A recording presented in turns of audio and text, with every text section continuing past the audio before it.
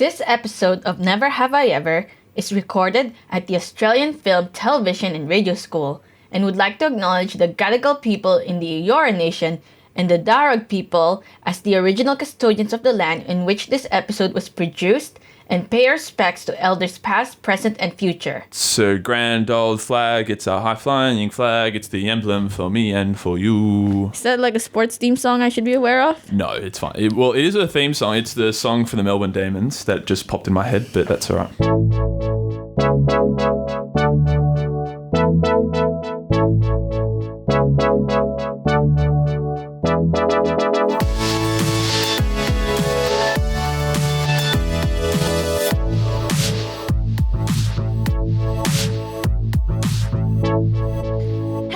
My name is Ariel, and you're listening to Never Have I Ever, a podcast about experiences I never had. Welcome to episode 6 of this podcast series. So if you're just joining us, feel free to subscribe as new episodes come out each week. You can also follow us on social media at NHIE_pod on Twitter and Instagram, and NHIE pod over on Facebook. This week, I'm here to tell you that never have I ever really got into sports.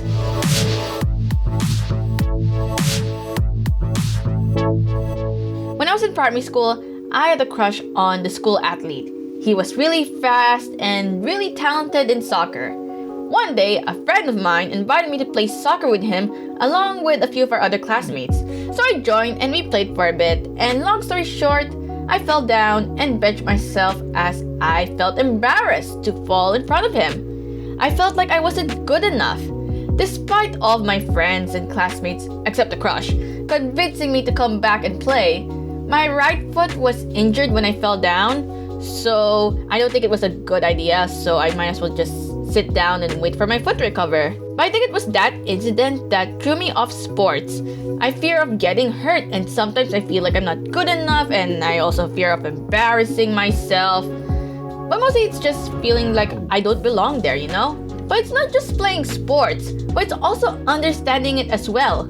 As a journalist, I remember writing the morning news bulletins, and the moment I reached the sports section, the lingo and the language is so different that I needed a friend to help me translate it in layman's terms. Sports is like its own different world, and just trying to understand the basics makes me feel out of place. But I want to change that, not because I want to get into sports, but I guess also for my job, but also to understand what my friends are talking about whenever they get all excited about it. So joining me is my fellow Afters classmate and good friend Charles Goodsir. He's the host of the podcast Right in Front of Me and a sports commentator on Clutch TV. He joins us here as he's willing to answer all my questions without the fear of judgment, and was also featured in a previous episode of Never Have I Ever. So it's great to have him back onto the show.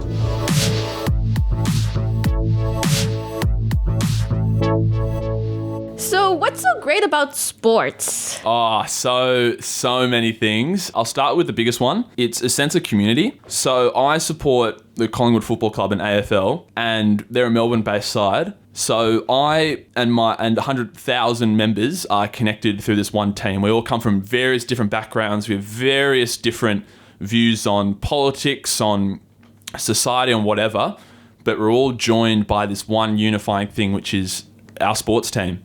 And that goes for all the teams that I support. I've made lifelong friends playing AFL, cricket, rugby, football, or soccer for, our American viewers or listeners rather. But I play so many social sports. Well, I play like netball as well. Wait, you played netball? Yeah, like social netball. So like with mixed netball, that kind of stuff. AFL 9s, touch footy, just everything.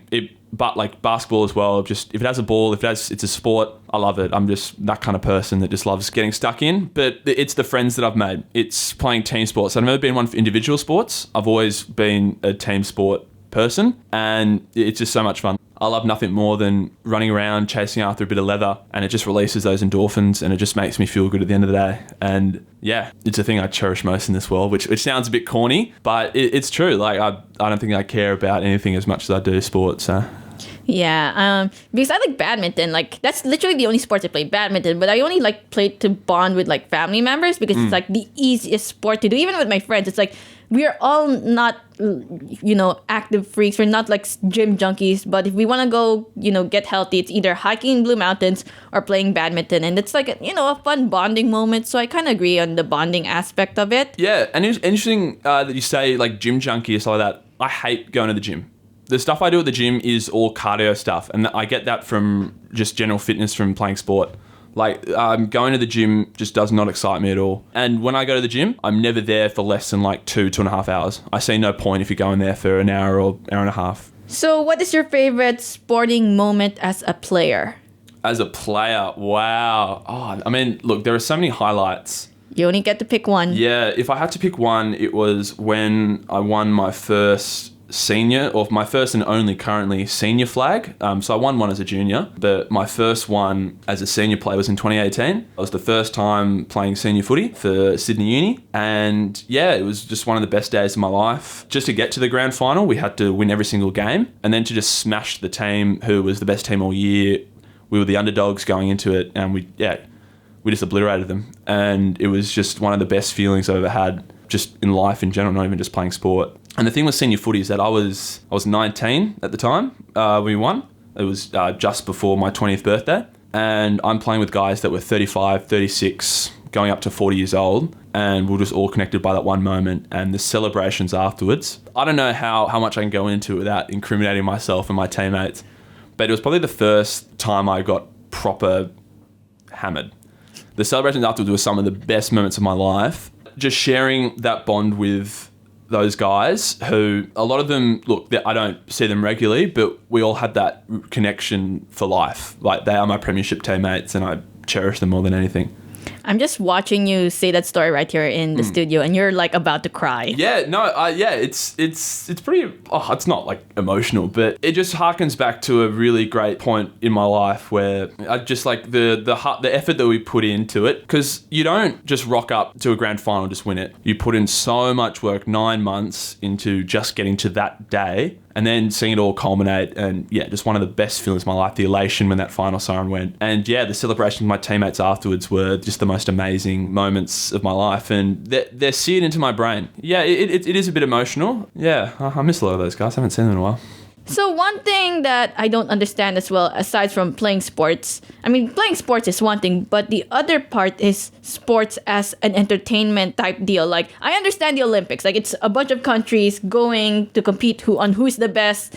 That one I can, I understand. But I'm talking about like local sports or anything that's not Olympics. Yeah. Or Manny Pacquiao versus whoever the next... Floyd Mayweather. Yeah, that actually happened, I think. Or maybe it's Floyd Mayweather Jr. It happened. Floyd Mayweather Jr., yeah, it happened. Yeah, I watched that fight. It was pretty good. So, one thing I want to first ask is, what makes sports entertaining to watch? Because as someone who's like watching it in like, literally in like the news or whatever, it's just like a bunch of guys tackling each other, trying to get a ball, and a bunch of men being like, oh my god, he's getting the ball, and then he's getting the ball, and touchdown, or I don't know. I need to know the American version of this. Yeah, that's so. I'll start by saying this as well. I don't enjoy watching the Olympics. That's like the one thing I don't really get. Like, I understand, but for me, I've just never been a big fan of the Olympics. The domestic competitions and that kind of stuff is what really excites me. And if anyone that knows me knows that I hate watching my team play. I can't watch my teams play because I turn into a person I don't like.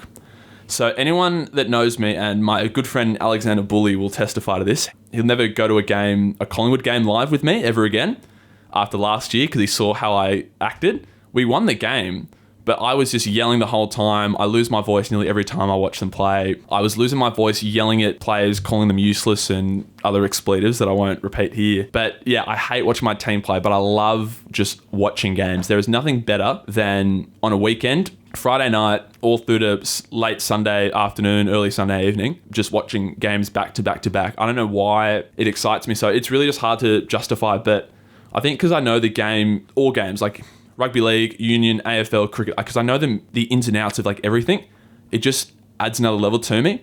And I love watching with people that aren't into the sport because I can explain it to them. And it just gets that blood pumping. And I love going to live games because that's where I just yell and become a different person entirely as well. Love abusing players from the sideline. The unpredictability of it, and like anything can happen. Anyone can win at any time. I'm just absorbed by every ball, everything that happens, the commentary as well.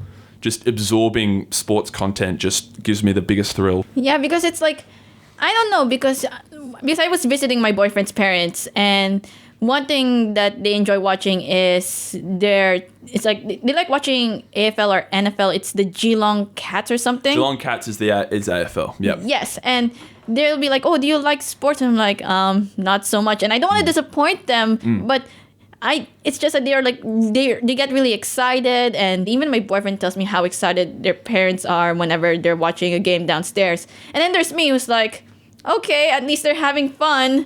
I won't be able to bond with them with sports, but there's that. But I feel bad, but it's also me who's like, I don't understand, the whole concept of it. I mean, yeah, the Olympics is one thing, but if it's local, it's just like a bunch of local men fighting for a ball. Just on that, there is so much history. So the AFL dates back to 1858.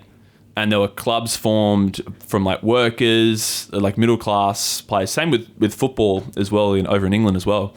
There is so much rich history in these clubs. Collingwood has been around since 1892. There's like history and like local like folklore and legend in those games as well. And that adds to the excitement as well. And like if your boyfriend's family's like watching a game or something like that, I highly recommend going down and just like watching and just like asking questions like, okay, what's going on? Because sports fans are more like, we want to recruit everyone. We'll take over the world one day. Oh, so it's a cult. Oh, totally. I'm completely sucked in. But that's the thing about sport is that it's not exclusive to anyone. Anyone can play. It doesn't matter from what background you come from, what your sexual orientation is, your age. It's open to everyone, and we're accepting, I say we as like a sport collective, but it's true. Everyone can play, and we want everyone to enjoy it as well. Yeah, because I remember my cousins, who he's a huge soccer fan. I'm going to say soccer for the sake of conveniency for this point. Yeah, because there's football, American football, AFL football. There's like, footy, soccer. There's so many names.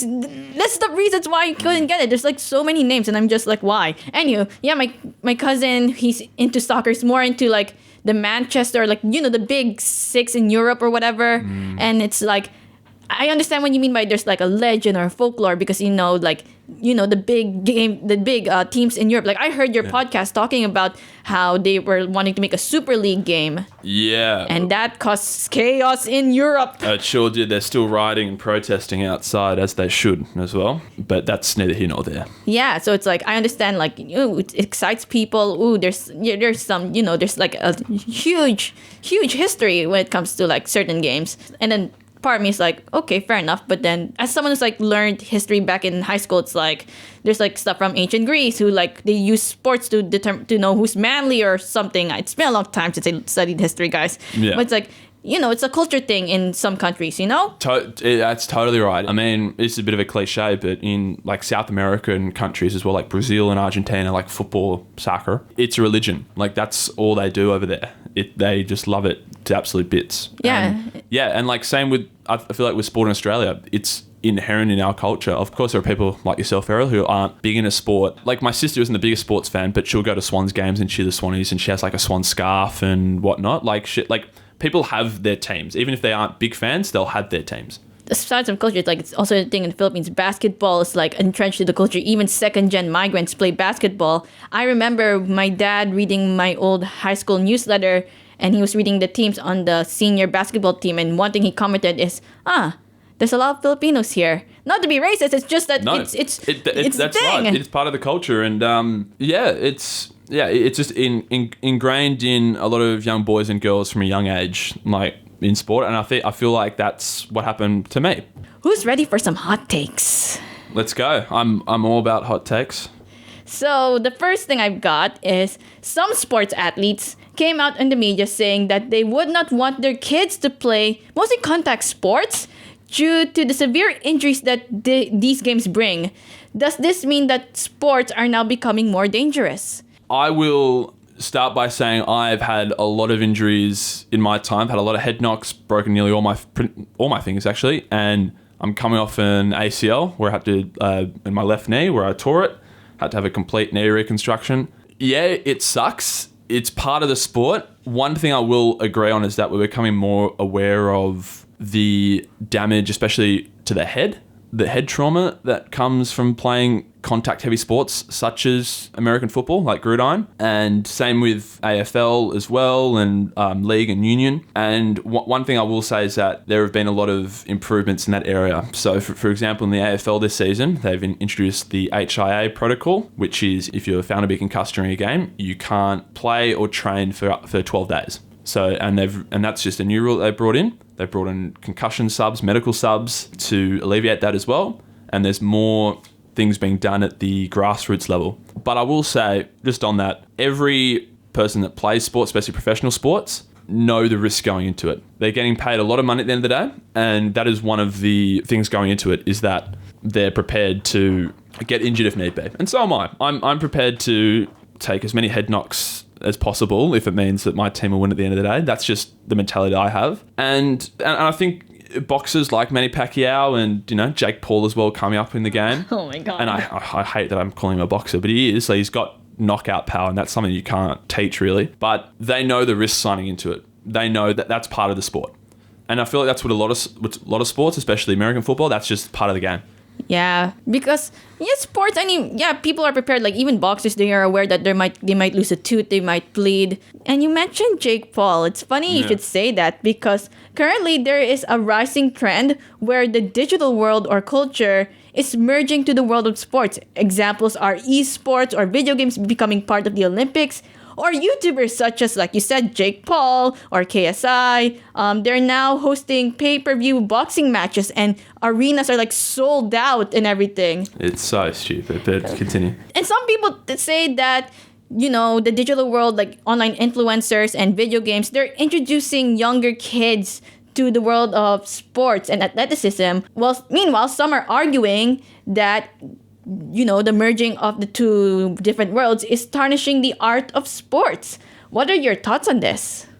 I don't think so. So a few years ago, the Essendon Football Club and the AFL and the Adelaide Crows bought esports teams. And I think that's just nothing but a smart decision. It's just another form of entertainment in the sports realm. I'm not a big esports fan per se, so I'm not really into like the League of Legends or like the Dota kind of competitive stuff. Call of Duty, first-person shooters, they've never really been my games. So like esports is just, in my opinion, it's another sport. It's just another thing. And like people say, oh, well, it's not really. Well, it is. Like they train hard enough, and I see no problem with it. With the boxing stuff, I grew up watching KSI. I'm a bit of a low-key fan. Actually, no, I was a fan, and I still kind of am. I watch his videos occasionally, not as much as I used to. But he takes it seriously, and Jake Paul also takes it seriously. And I think it's got a whole bunch of young people interested in the world of, I guess, mixed martial arts as well, and boxing as well. So yeah, I see no issue with it. What I do see an issue with is like the ego inflating that happens. So Jake Paul recently fought former UFC fighter Ben Askren, who isn't a boxer. He was the first one to admit, I'm not a boxer. He didn't take the fight seriously. He was just going to get a paid at the end of the day. Rocked up to the weigh-in, completely overweight, and got knocked out in the first round.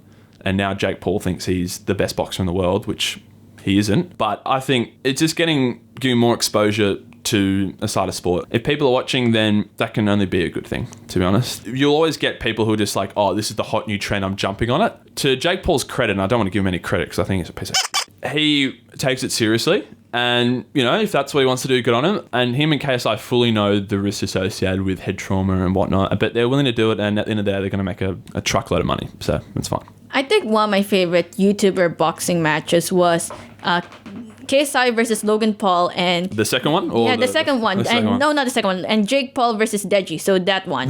It was held in Manchester, and it was like one of the biggest fights. And I really wanted to watch it, but time zones it's like literally a pain in the ass. And I won't be able to wake up. Not to mention it's pay-per-view, and I'm like, I don't have money for it. I will say I've never once watched the YouTuber fights. I've always seen like the recaps, or there are some dodgy streams or stuff like that you can just watch as well. Yeah. Here's the thing. Whilst, that's great, I'm never paying my hard-earned money to watch Jake Paul fight.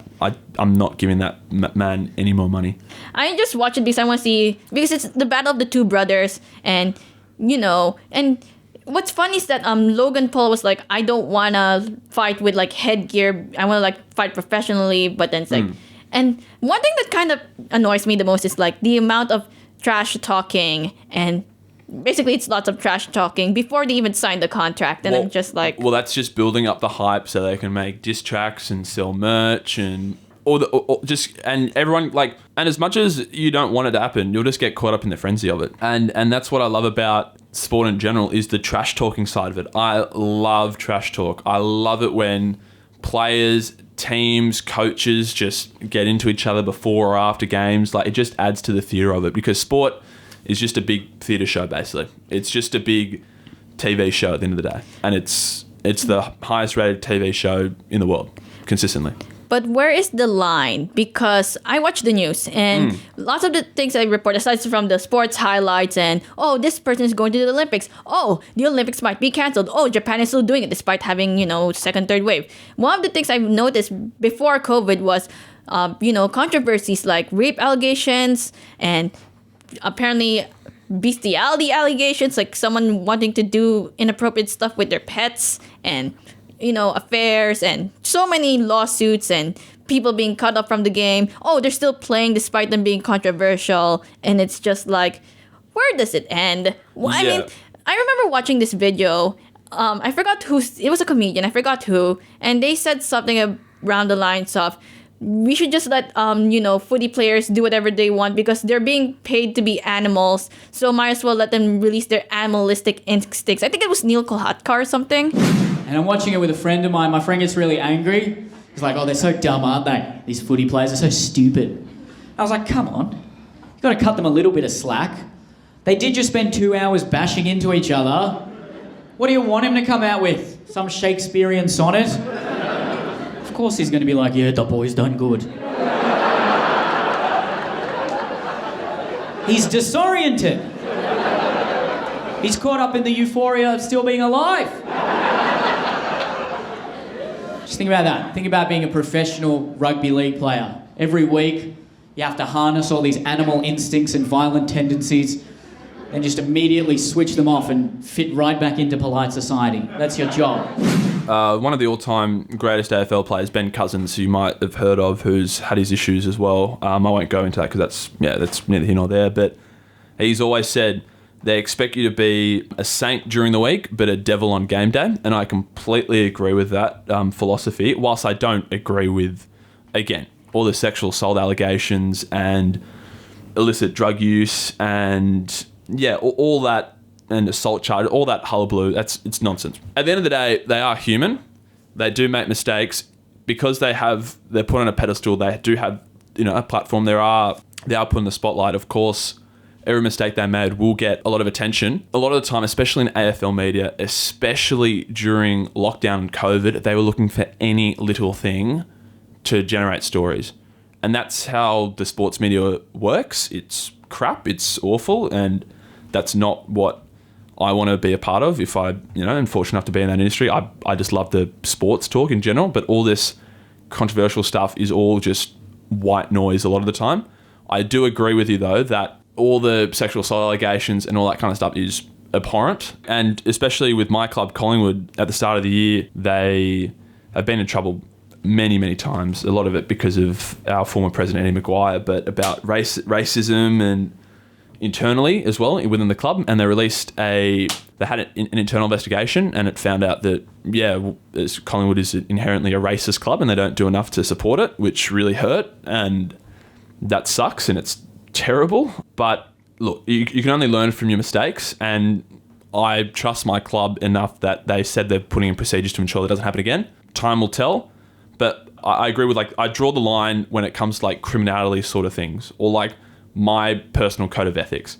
Is sports still a homophobic, sexist industry? Because I know they're trying to reduce that now, but I've seen the articles and there's still discrimination for casual sports. Let's go back to video games. Ever since the COVID pandemic, there has been a rise of Twitch streamers, and a lot of them have been female, to the point where there's now a scholarship for those in university who also Twitch stream. But at the same time, I go onto Reddit, I go to r/girl gamers or any other female gaming boards or whatever. And they also talk about the sexism that they get during Twitch streams and how it affects them. Some even quit Twitch because of it. I even go on TikTok and I've seen like female Twitch streamers who are giving advice to wannabe female girl streamers because they know that it's toxic sometimes, So I'm just wondering, is it still a toxic environment? Has it amplified, or are they trying to make it better or something? I will say no. In terms of, is it still a toxic environment? No. And in my personal experience, it's never really been. Of course, you're going to get outliers. Of course, you're going to get within any club. That's a guarantee.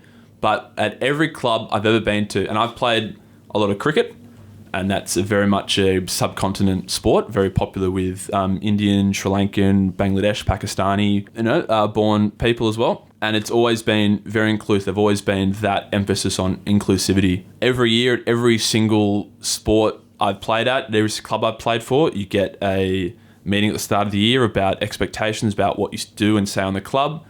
We at Sydney Uni, we have a meeting with our QC, our legal representative, saying what is expected of us, and there are harsh consequences for if you mess up. A lot of clubs now have, and for a while now, have had diversity directors. I had when I was commentating over the weekend, I had a good chat with Wangers, is his nickname, at Mossman Rugby Club, and whilst Mossman is seen as that very privileged white sort of suburb, it couldn't be further from the truth when it comes to their rugby club. And that goes to every club I've played for. When it comes to online, especially like the Twitch stuff, I feel like people, especially behind a keyboard, can say anything and everything. And that's also true with professional sport as well. A lot of people, where there's been a increase in abuse of players over ruining people's multis and just, if people think they're dirty players, they'll contact them directly via Instagram and just say the most abhorrent stuff and just dreadful stuff that no one deserves. Doesn't matter if you're the dirtiest player in the league or you're a cheat or whatever. No one deserves that at the end of the day. And I think that's people just hiding behind a screen. Same with those racist comments as well that the legend Eddie Betts, who's one of the greatest, if not the greatest small forward that's ever played the game, just gets called monkeys and apes and just awful, awful racist stuff that just really irritates everyone that I know. And it's people just hiding behind a keyboard, just knowing that at the end of the day they probably won't be held accountable, and it's terrible. But also to go with your talk about inclusivity around like women as well, I've seen such a great increase in female participation in all sports I play as well. My little sister started playing soccer and she loves it. She absolutely loves it, and it's really great to see. She's made a lot of friends in that team as well. And recently, my footy club, Sydney Uni, we decided to merge with the women's team. They were never part of the Sydney Uni brand. They were always like an offshoot, and we've decided to merge the club, and it started this year, and it's great. We see them at training all the time. We hang out before and after games as well, and it really builds that strong camaraderie, which is great. And to be honest, there's no difference in men's sport or women's sport, in my opinion. It's the same product in the day. It's just that, a different gender's playing it. And that's really, there's no difference in that as well. So I see real inclusivity. I've seen it increase in my time playing sport. I think they're improving. Like, they're trying. They totally are.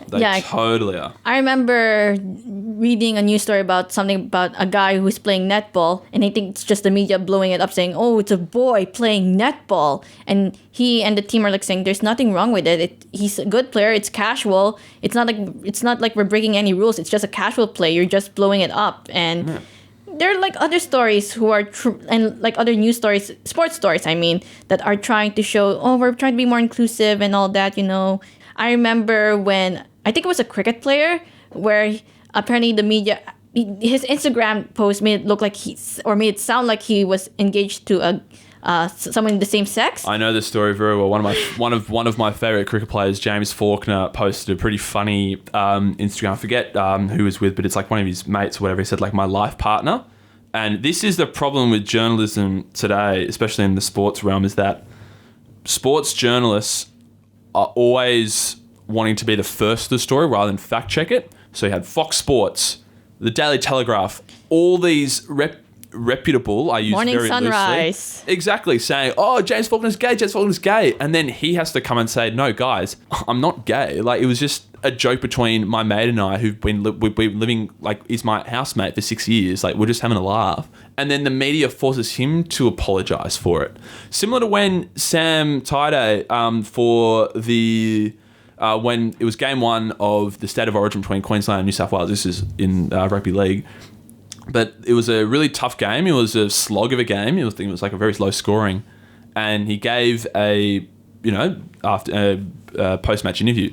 They said, how was that? He's like, oh, it's a bit like losing your virginity, And the outrage for such a comment like that was completely inconsequential. And the media went up to him and was like, oh, do you want to apologise for it? And he's like, no, there's nothing to apologise for. So, like, I agree with that, like, the outrage over things that sports stars say. Like I said before, the sexual assault stuff, the assault stuff, that's bad. Hound people for that. But for saying, like, harmless comments like that, and there are a litany of examples that are out there. But, yeah, with the James Faulkner one as well, like, that's... like, what's he got to apologise for? It's the media that jumped on a story that wasn't there. How could someone like me get into sports? Go to your local grounds, local venues on a Saturday, on a Sunday... and just sit down and watch a game. Doesn't matter what it is. It can be soccer, AFL, Union League, netball, cricket, whatever. Just sit down for 30 minutes, an hour. You'll just walk through to your local park or whatever. There'll be something going on, and just sit down, watch the people that are there as well, who get so passionate. And what the term that I love is weekend warriors. It's your guys that have been playing, in that team for 15, 20 years and have grown up in that club and just love what they do as well. At the end of the day, sport, the best part about it is the social aspect. Even if you're not big into sport, just sit down and watch it, see the reaction of people that are there have, because they just love getting around the sport and the teams. And lastly, since sports is somewhat changing in a way, like we're now adding video games. Literally just last year, they added breakdancing into the Olympics. That's stupid, by the way. What do you think the next type of sports will be? Like, what do you think the next trend for sports? Because they're now including video games, they're now including dancing. What's next? What's next for sports? The thing with sport, and this goes to every code there is, they're always trying to introduce a new gimmick into sport, trying to make it more exciting. Off the top of my head, in cricket in England, they introduced something called the 100, and it's the stupidest thing ever. But it's 20 overs, 5 ball overs, so it's 100 balls instead of 6 ball overs. They're calling wickets outs, and they're making goofy costumes, and they're trying to. And this is also a quote from the English Cricket Board as well. They're trying to get Generation TikTok involved. Oh, God. Like they said, like, we want to appeal to those people who, like, for cricket, like, boring. And they're trying to introduce gimmicks, outs, colourful, like, fireworks, rather than making an interesting product and then trying to get people on board. So it's sport at the moment is all about gimmicks. So do you think card games could be the next sport? So like playing, I don't know, Yu-Gi-Oh, Magic the Gathering, Pokemon, Flesh and Blood, that is now a trend now. What I'll say about that, it is not time to duel. I look, give it maybe 15, 20 years, then possibly. Currently, I don't see it happening. I mean, to be fair, Hearthstone is now an esports, and that's like a digital card game. So, if that's going to be an Olympic sport, I wouldn't be surprised when physical cards end up being part of the sporting world. If professional Uno becomes a thing, then watch out, world. You're looking at the number one right here. Do you think I could beat you in a card game? We'll have to wait and find out.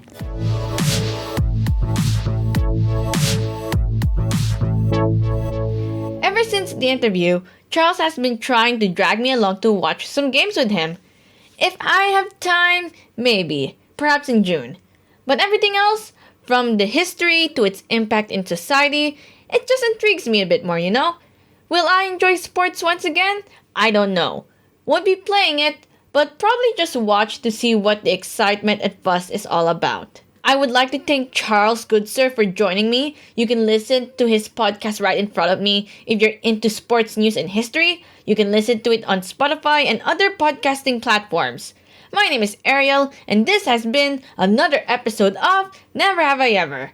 There are more topics and other missed out experiences I still have to cover, so until then, I hope you'd stick around for the next one. You can follow us on social media at NHIE_pod on Twitter and Instagram, and NHIE pod on Facebook to view updates and news.